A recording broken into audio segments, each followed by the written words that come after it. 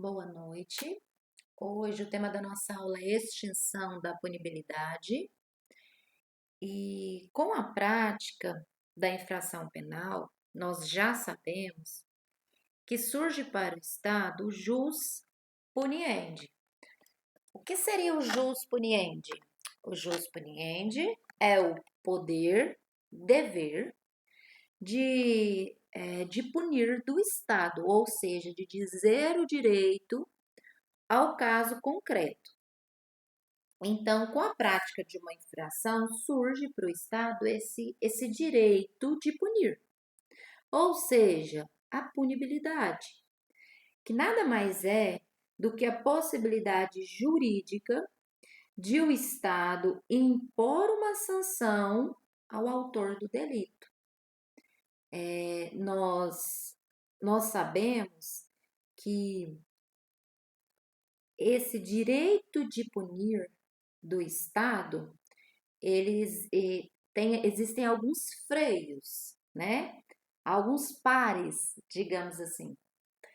E entre esses pares para o Estado, ou seja, ah, nós sabemos que existe o quê? Uma impossibilidade. Esse pare que eu digo para vocês, ele poderia ser traduzido pela palavra impossibilidade de o Estado impor uma pena. E hoje nós iremos conversar sobre o artigo 107 do Código Penal e que ele enumera, né, algumas causas dessa natureza. Lembrando que não todas as causas que se extingue essa punibilidade, elas não estão previstas somente no artigo 107, tá? E traduzindo isso que eu acabei de falar, significa que o artigo 107, esse rol, essas causas, né, esse rol ali previsto, não é taxativo. Não é taxativo por quê? Porque existem várias outras causas extintivas da punibilidade, não só na parte geral, que o artigo 107 faz parte da parte geral, mas também na parte especial do Código e em outras leis também. Nós temos, além das causas que estão previstas no artigo 107 do Código Penal, nós temos, a título de exemplo, o artigo 236, parágrafo único. Nós temos também o artigo 312, parágrafo 3º. Além da parte especial, nós temos até súmula que trabalha a temática da extinção da punibilidade. A súmula 554 do Supremo Tribunal Federal. E também que essa súmula também tem um fundamento no Código Penal, no artigo 171, parágrafo 2º, inciso 6, que é justamente o pagamento do valor do cheque emitido sem provisão de fundos antes do recebimento da denúncia. Ou seja, por essa súmula e devido à previsão legal do artigo 171, se porventura alguém deu um cheque sem fundos, né, para outrem, e esse cheque, né, esse calote, né, popularmente falando, se essa pessoa se arrepender e antes do recebimento da denúncia ela for lá e quitar essa dívida, nós estamos diante de uma causa que exclui essa punibilidade, que extingue essa punibilidade, melhor dizendo.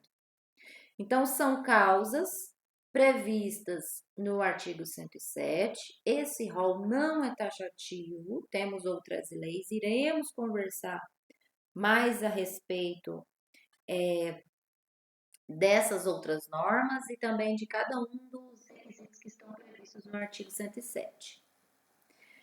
Todas essas causas eu acabei de enumerar aí para vocês, tá? Estão previstas aí na parte especial, né? Então, o rol não é taxativo do artigo 107 e são justamente as causas que eu acabei de explicar para vocês. O 236, ele fala daquele erro de impedimento do casamento. Se a vítima morre, morre com ela esse direito, né, que ela tinha de pleitear uma ação. Então, não há o que falar no Estado em punir o agressor, né? Na verdade, nesse caso, porque nós sabemos que agressão não é só agressão física, nós temos diversos outros tipos de agressão, né? Então, nós temos aí a previsão do artigo 236, que trabalha no parágrafo único, que trabalha justamente essa questão. Então, nós precisamos entender que o rol previsto no artigo 107 não é taxativo. Existem outras normas, súmula, parte especial, que trabalham essa extinção da punibilidade. Efeitos. Dependendo do momento em que ocorre a causa extintiva, seus efeitos podem ter uma maior ou até mesmo uma menor intensidade. Se essa causa, se for verificada antes do trânsito em julgado da sentença condenatória, impedem a própria prolação da sentença ou afastam todo e qualquer efeito dessa sentença que foi exarada, que foi protocolada, mas ainda não transitada em julgado. Incluem-se nessa categoria a prescrição da pretensão punitiva, a decadência, o perdão, a perempção, a renúncia, a retratação, entre outros. Nós vamos estudar logo todas essas causas aqui. O réu, portanto, ele mantém-se primário. Então, se essa causa for verificada antes do trânsito em julgado da sentença penal condenatória, o resultado é a primariedade. Uma outra situação é se ocorridas após o trânsito em julgado da sentença condenatória. E qual será o resultado? O resultado tem previsão aí no artigo 64, inciso 1 do Código Penal, que prevê que afastam somente a necessidade de cumprimento da pena, se ainda não tiver sido iniciada, ou do seu restante. A título de exemplo, nós temos a prescrição da pretensão executória. Caso o réu cometa posteriormente outro crime, ele vai ser considerado reincidente, se não estiver ali transcorridos os 5 anos, que nós temos previsão no artigo 64, inciso 1º do Código Penal. Algo importante a ser dito aqui é que a anistia e abolitio criminis, quando ocorrem após a condenação definitiva, devido à sua natureza, apagam todos os seus efeitos, exceto os extrapenais. A título de exemplo, a obrigação de indenizar as vítimas, por exemplo. Vamos entender o artigo 107 primeiro. O artigo 107, ele possui um rol, como eu disse, que não é taxativo, ou seja, não é somente essas causas aqui que estão dentro da parte geral do Código Penal, existem outras. Nós temos ali morte, anistia, graça, indulto, abolício criminis, prescrição, decadência, perempção, renúncia, perdão do ofendido, retratação e perdão judicial. Nós vamos estudar nas nossas aulas todas estas causas. A primeira causa de estudo é justamente a morte do agente. Ela está prevista no artigo 107, inciso 1º do Código Penal. Vocês se lembram daquele princípio que a gente conversou, que nenhuma pena passará da pessoa do condenado?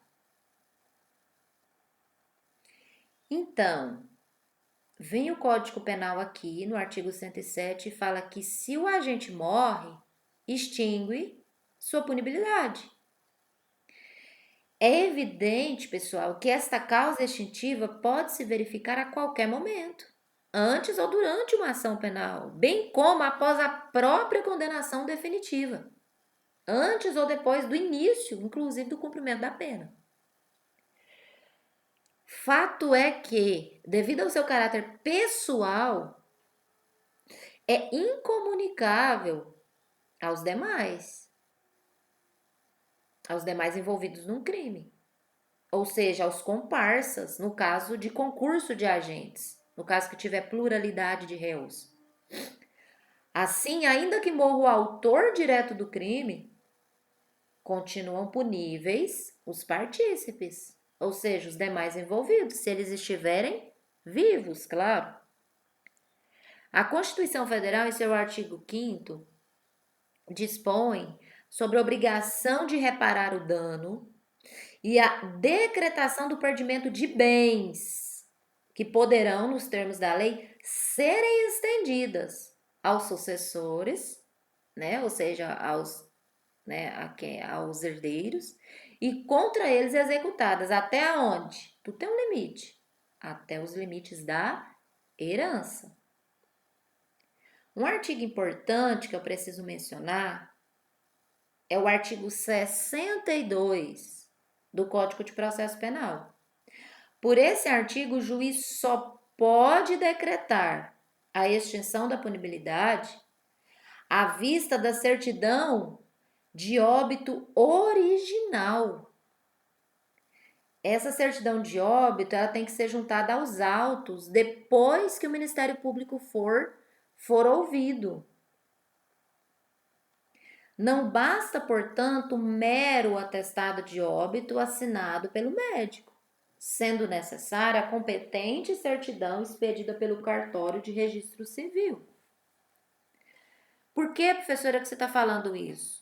Porque no caso de morte presumida, em razão, por exemplo, da declaração de ausência, de acordo com o artigo 6º do Código Civil, não pode ser declarada a extinção da punibilidade fundada na disposição em análise por falta de amparo legal, na medida em que faltará documento essencial exigido por lei para a decretação.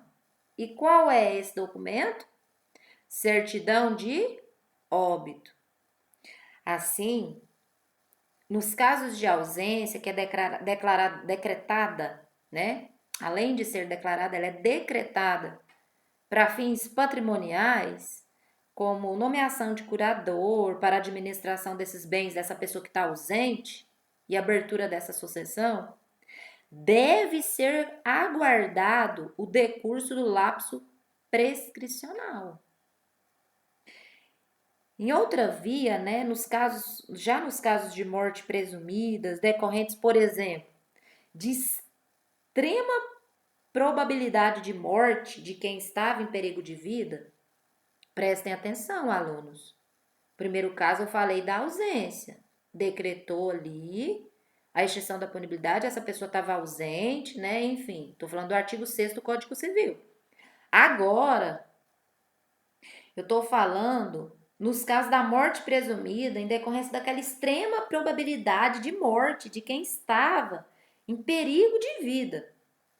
Aquela pessoa que estava no naufrágio, numa inundação, num incêndio, num terremoto, qualquer outra catástrofe.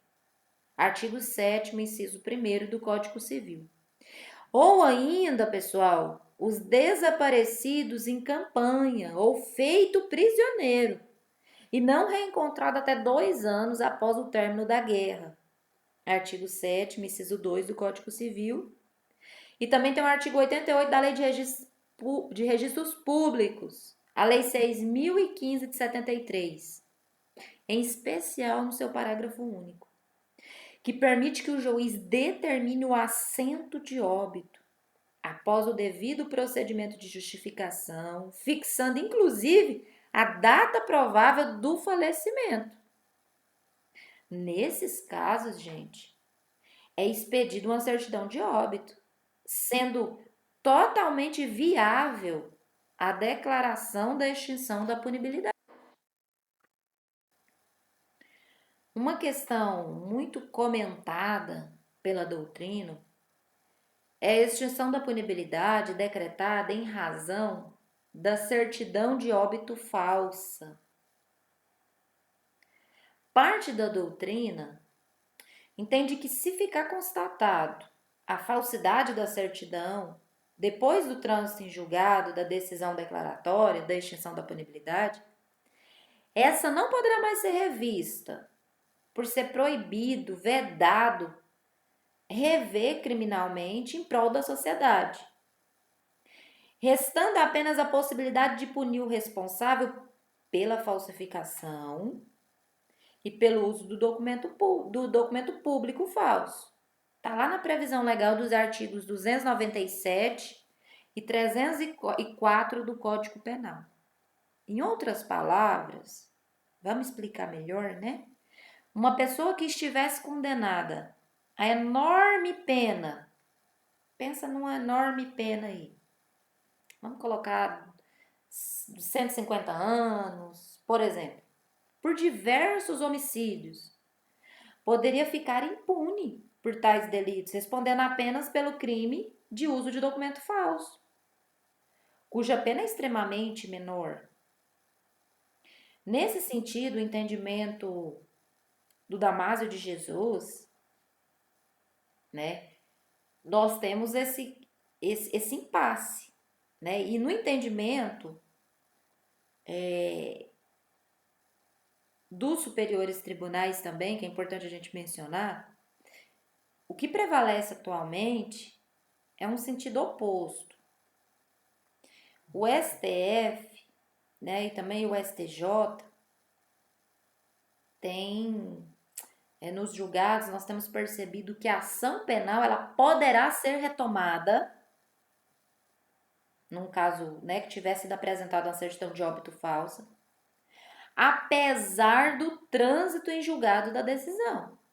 Então, mesmo que nós estivermos diante de um caso que a certidão de óbito for falsa, depois do trânsito em julgado, os superiores tribunais, eles têm entendido em que pode sim ser retomado, né, esse caso, na medida em que fundada em fato inexistente. Com efeito, gente, o que gera a extinção da punibilidade é a morte, não o documento que o comprova. Assim, pessoal, se posteriormente, se depois se demonstra que aquela não ocorreu, né, que aquele documento era falso, simplesmente, gente, se revoga a decisão anterior e prossegue-se no feito do ponto onde havia paralisado. Com isso, não se premia, no sentido de premiação, a má-fé do falsário. Nesse sentido, tem um habeas corpus HC 104 de 104.998. O relator foi o Dias Toffoli, né? E foi justamente nessa decisão de 2010 foi reconhecida a nulidade absoluta do decreto que determina esse prosseguimento dessa ação penal, tá? A emenda diz, né, a extinção da punibilidade amparada em certidão de óbito falsa, decisão que reconhece a nulidade absoluta do decreto e determina o prosseguimento da ação penal. Em ocorrência de revisão pro societate e de ofensa à coisa julgada. Então, bons estudos. Na nossa próxima aula trabalharemos outra causa extintiva de punibilidade.